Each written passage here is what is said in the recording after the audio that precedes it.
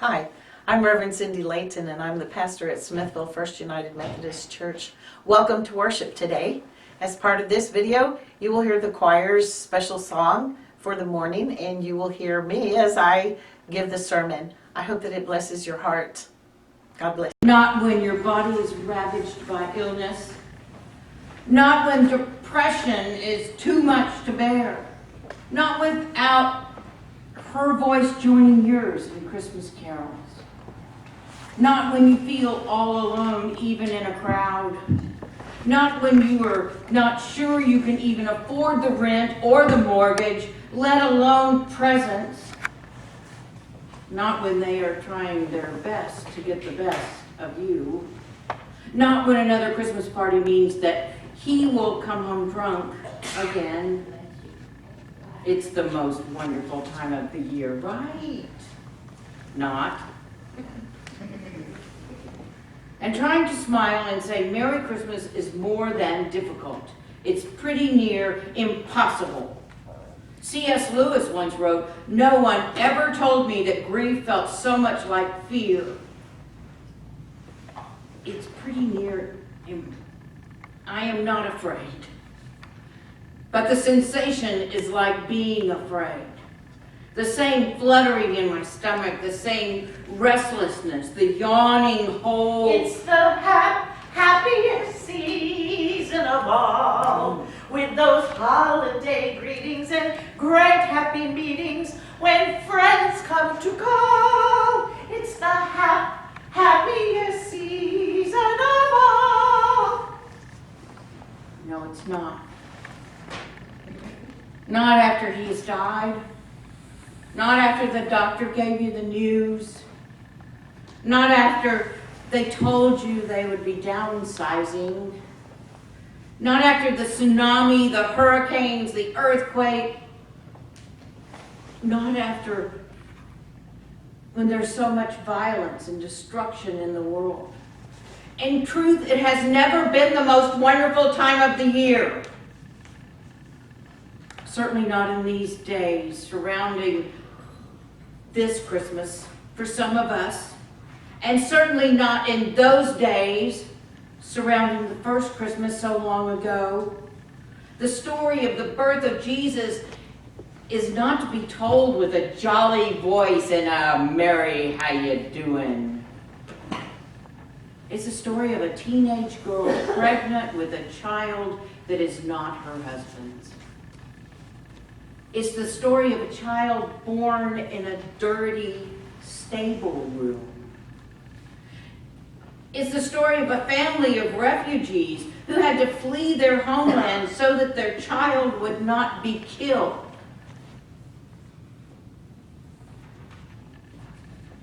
It's the story of one sent into the world in peace who was condemned to death. It's the story of a light sent to shine in the darkness which the world snuffed out. It's the story of God's never-ending, self-giving mercy which was rejected and condemned. In the great work, The Messiah, Handel quotes the prophet Isaiah, proclaiming that Jesus was despised and rejected of men, a man of sorrows and acquainted with grief. One great theologian reminds us that we cannot come to the manger without acknowledging that it lies in the shadow of the cross. There'll be parties for hosting, marshmallows for toasting, and caroling out in the snow. There'll be scary ghost stories and tales of the glories of Christmases long, long ago. It's the most wonderful time of the year. Yes, it is. If we forget about the tinsel in the trees. Yes, it is if we forget about the holly jolly things. It is if we forget about the presents and the ornaments and the trappings, and remember the story. God exalted Mary, who was alone and afraid among women. God revealed to Joseph, who felt disgraced, his plan to save the world. Though the world was dark, God sent the light of life to shine. Though the lowly were in prison, Jesus set them free. Though the blind wandered aimlessly, Christ gave them eyes to see. Though the lame had been rejected, through the Holy One, they were made to leap and dance with joy. Though the deaf were confined to the silence, the song of life unstopped their ears. Though the sorrowful grieve, God wipes away our tears. Though we were alone in Jesus Christ, Emmanuel, God is with us. Though the human race rejects God, the Almighty embraces us. Though the world crucified Christ, God would not allow that to be the last word and gave us the sure hope of resurrection. It's the most wonderful time of the year. There'll be much mistletoeing and hearts will be glowing when loved ones are near. It's the most wonderful time of the year. It's the most wonderful time of the year. But not because we have to be cheery and happy and merry all the time, but because we don't. We can have heavy spirits and shattered dreams, broken hearts, deep wounds, and still God comes to be with us, to comfort us, to redeem us, to save us, to restore us, to empower us, strengthen us, to grant us peace, to raise us up, not to put us down, to hold us in the communion of the saints with those whom we have loved and lost, to store our tears in his bottle, to offer us eternal life. It is the most wonderful time of the year. For Christ is born, love has come, God is with us. With thankful hearts we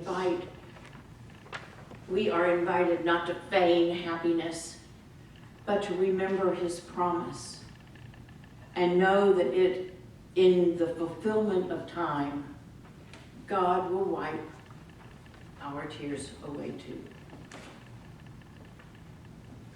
Amen. Why should the shadows come? Why should my heart be lonely and long for heaven and home when Jesus is my portion?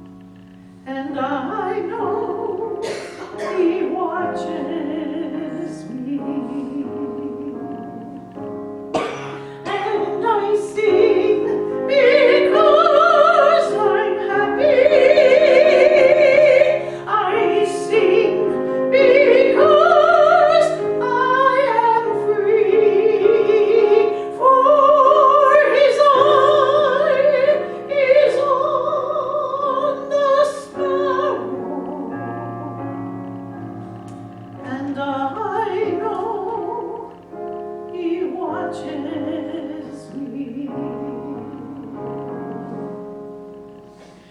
Whenever I am tempted, whenever clouds arise, when songs give way to sighing, when hope within me dies, I draw the closer to Him. From care He sets me free. His eyes on the sparrow, and I know He watches me.